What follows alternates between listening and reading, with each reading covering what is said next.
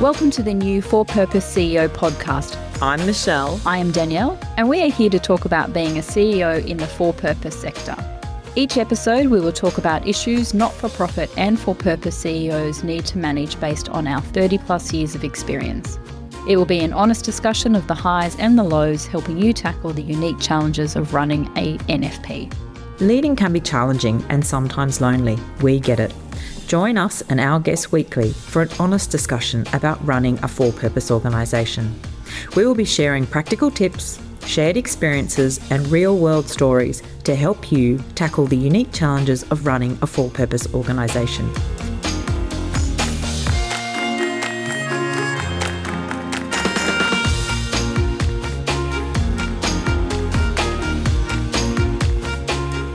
I'm kind of excited about this topic because a lot of people have a lot of different views on it, and we're going to talk about whether a coach, like an executive coach, not a life coach, and maybe I'm going to now annoy people because there's probably some really good life coaches, but I'm talking about, do you get a coach because you're a first-time CEO and you need a bit more support and help, and is it worth it? And let's just kick it off and maybe get some people offside and some people onside with the discussion. And hopefully advocate for the value, well, my personal opinion is advocate for the value of coaching. When I was a first-time CEO, that's the first thing I did actually, was engage a coach. I wanted an independent, objective person who was not in my organisation, who could work with me to develop my skills, but also face challenges that you don't know will emerge when you're a first-time CEO. I think that first point is really interesting because if you are the CEO, so you're the boss, and then you're working with a board, who is it that you can confidentially discuss some issues with, or if you're not sure about things with? Now, yes, you would say you can talk with your chair, but it might also be you need to ask questions of someone as to how you have that talk with your chair. And so, yeah, look, I'm a big supporter of getting a coach, an external executive coach or advisor, but I put some, conditions or parameters around it. And I think that you need to make sure that if you're going to engage someone as a coach, I think they have to understand your role. Ideally, they would have been a CEO. Ideally, they would understand the for-purpose sector, because otherwise I think it's really hard to understand all the different balls you've got in the air. And yeah, so I think they need to have done something similar. Like, they have to have had the experience where they can then share their stories and maybe act as a bit of a sounding board and mentor. And that's where I think a coach can add some real value. But I know that, in that sort of traditional coach industry, not everyone would have that view. Yeah, because I think traditional coaching, or coaching as it stands today, is the style of ask lots of questions and the coachee already has the answers within them, and the coach is just guiding them to move to those answers and then getting the commitment to action from the coachee. But I agree with you, because I've had a situation, I think my very first coach that I had, it was pre-CEO, it was actually getting ready to become a CEO. I chose because they had a commercial background. They didn't actually come from the for-purpose sector at all. And that was a mistake. I thought it was going to be really beneficial because I was going to build commercial skills, but hear from a completely commercial perspective. And it was clear very early on that there was no commonality, there was no common understanding, there was no common language. So was it personality or was it approach to issues? Because I think you can have conversations with people and possibly have a coach who's not. I think they need the understanding, right? I think that's the point. They need the understanding. So was it you didn't gel with them, or you just approached the issues really differently? They didn't have the understanding of the for-purpose sector. So that meant that some of the issues that I was presenting, they therefore didn't have a lived experience themselves where they had a story to share. To your point, I value coaches who self-disclose, because there's a lot in a story, because you learn what did you do, what went well, if you had your time again, what would you do different? So this particular individual didn't have that experience because my situations or the challenges I was facing were very for purpose relevant. And then on top of that, it was just personalities, didn't necessarily gel. That's the problem though, isn't it? Like, I think it's that the personality clash or style. So it's not even personality, because it might be how you think about information, digest information, how you share information, approaches, and what are you prioritizing, right? Like when you come to a problem, there's many different ways to approach it. So what's the priorities for you? You need to be able to have that conversation, which even if it's not their personal priorities, they can work with you on helping you to shape yours and justify yours. And I think it's about them, they understand. Yeah, but I think what you've also sort of hinted on for me, what's also important, that if you are engaging with a coach, that you absolutely first and foremost have a purpose or an outcome that you want or expect from the coaching sessions, not necessarily from your coach, but from the coaching sessions. You as a coachee need to go in very, very clear with why you're seeking coaching and the outcome that you're wanting to get from that. And that's not necessarily at a granular level, but you can't walk into a coach and just talk expecting your coach is going to help you or guide you necessarily somewhere. I agree. And I think I'm actually thinking about, I have worked with a number of different CEOs, and I'm actually thinking about some of the ways we've kicked off the relationship. And so it might be that someone comes and says, look, I've just been appointed on this committee and I've never been on a committee before, but it's bigger than that. It's not just how do I be on a committee and what is it, how does a committee operate? It's what are the outcomes we want to achieve and how do I help the committee to achieve them in my role. I've had someone who was transitioning into the CEO role, and it was almost like a plan, almost like the first 3 and 6 months. What are you going to get done? How are you going to do it? And so it is that sort of planning and sounding board, and then managing the first time she was reporting to a board, so helping her understand and preempt some issues around that. So my best engagements are when people come with a specific situation or issue. This organisation's going through a period of change and I'm the CEO and I'm trying to restructure the whole staffing structure, and I'm just feeling like I'm doing a lot of work by myself and I can't lean on who I might have lent on traditionally in the organisation, so I want some external advice. And so people would come to me for coaching in those situations because they know I've done them, I've lived them, and then you can kind of help them talk through it as well. And as you said, preempt, because sometimes as a CEO, and particularly a new CEO, you don't know what you don't know, and that's where a coach is really beneficial. If you're approaching a situation or a particular issue, is that your coach can preempt for you, can be that independent person who can preempt around things to think about, risks that may emerge, consequences that could occur as a result of particular actions or activities that if you were on your own and without that level of support you may be blind to, that could impact on your capability to be a very good leader. When you're talking, I was thinking about someone I engaged once when I was quite stuck in a role, and I guess I didn't know. It was almost like, do I leave the role? What do I do? Where do I go? Do I go sideways? Do I go up? The person that I engaged, she was not in the sector. So again, I guess I engaged her for a specific purpose, which is to talk through the situation rather than as sort of an external coach for me as the CEO or want to be CEO or attempt to be CEO. So yeah, I think it is about trying to reflect and be really honest and open with what it is you're grappling with and what you think the next 3 to 6 months are in terms of where you need help.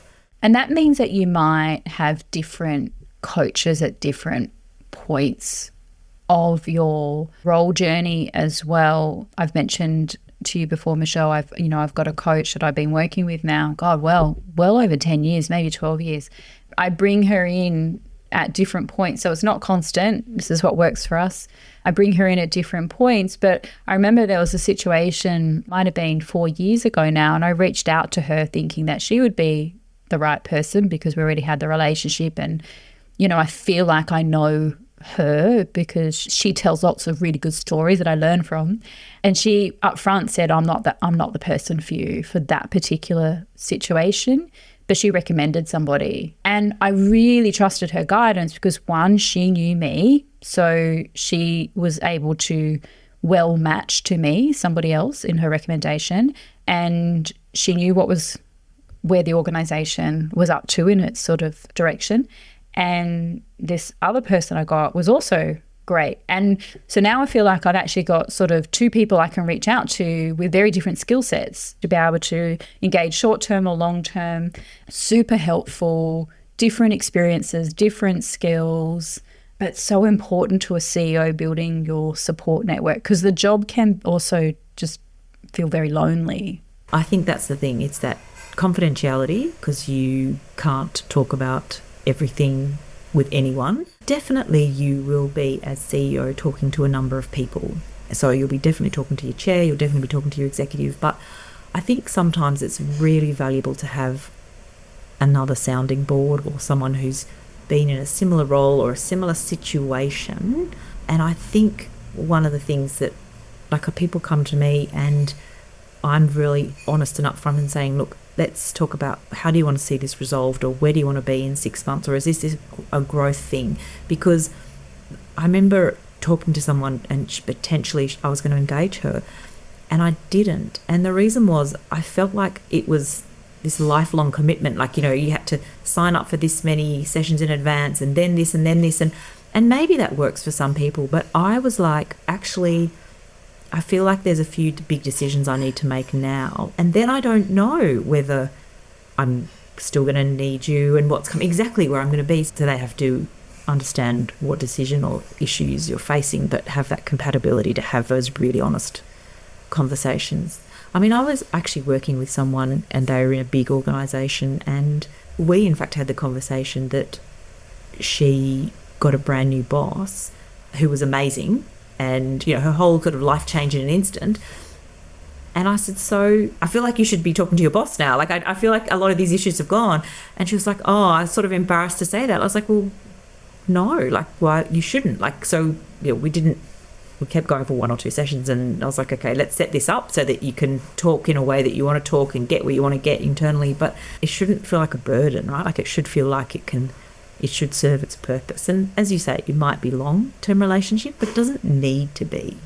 No, that's right. And my relationship is I pull her in when I need her, and then so they're short spurts. It's not continuous, because you also don't want to be in a position where you're sort of thinking, coming up to your next meeting, oh, what are we going to talk about? Like, yeah, I have to come up with something to make it valuable. If you've come to a natural conclusion like you've just described, you absolutely should be in a position where you can both recognise that it's come to its natural ending.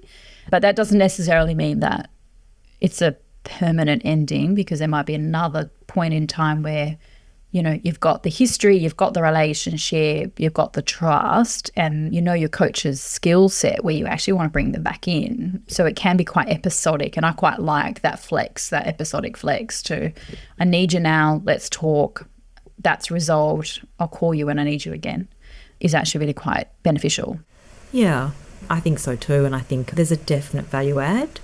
I think you have to understand what you're looking for and who you're looking for. Like, what sort of person is it? Someone who's been in that situation, in the sector, in the industry, retired, in the midst of it themselves. Like, you have to be quite specific. What is the situation or issue that you are seeking help with?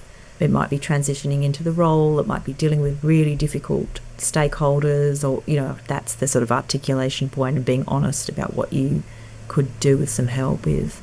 So, yeah, I think not just anyone as the coach. You have to think about what criteria you want them to have, and they have do that. And I think it absolutely has to be the right fit with the right experience. And so they understand what if they haven't been there themselves, they've been in a very similar place.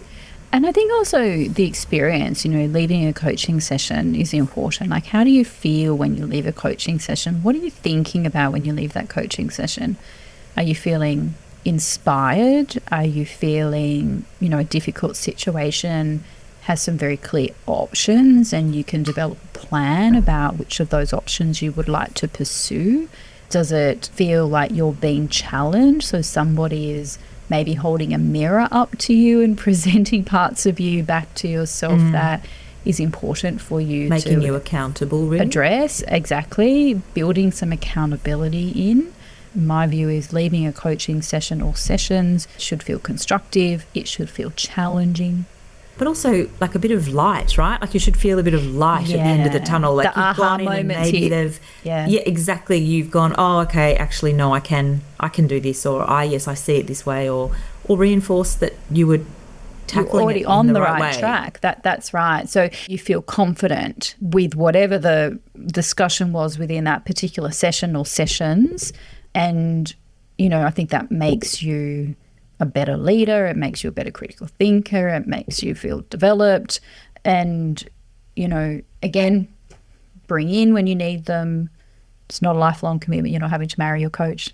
The other thing I was thinking is you should feel free to, have a meeting and check that there is that compatibility, right? Like you should be able to have a conversation before you kind of engage as well, because, a lot of people might recommend someone, or people come to me and say, oh, I recommended you to so-and-so. But I always say, well, we have to have a chat, right? Because it's got to work for both of us, right? Like we both have to feel that this is going to work for both of us.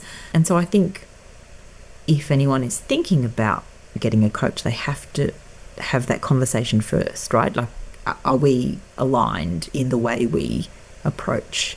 And are we happy to do that? What else? What else do we think about? I mean, I do really like having someone I can bounce things off with, but I also say that you have to be a little bit organised and do a little bit of homework before the session to know what you want out of it. Because, it's easy to sit and chat and ramble, but if you're paying for that time, then you want to get some stuff out of it as well, not just have a bit of a conversation. Yeah, that's a really good point. There is a commitment to you as the coachee engaging a coach, and there is a commitment from the coach coming to those sessions with you too.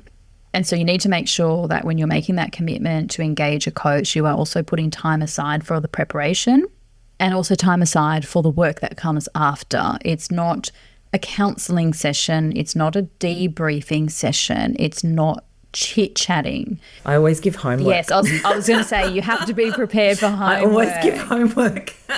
So, it's good to make sure that you've got that capacity in your time schedule to be able to commit.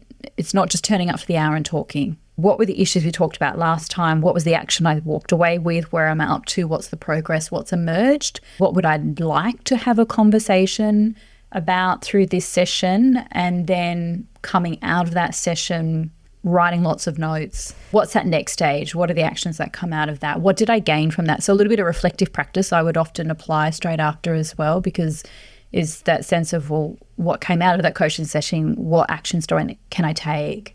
When can I take those, etc. But I also expected my coaches to come prepared too. If you've got a coach that's coming that's not prepared, that can be incredibly frustrating. You want them to have also done that pre-work where they've looked back. What did we talk about at the last session? What was the commitment that you had made? And wanting to have those conversations, that continuity to follow up. How did it go?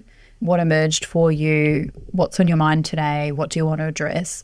So that's important. Your coach should not just turn up expecting to have an hour-long chit-chat.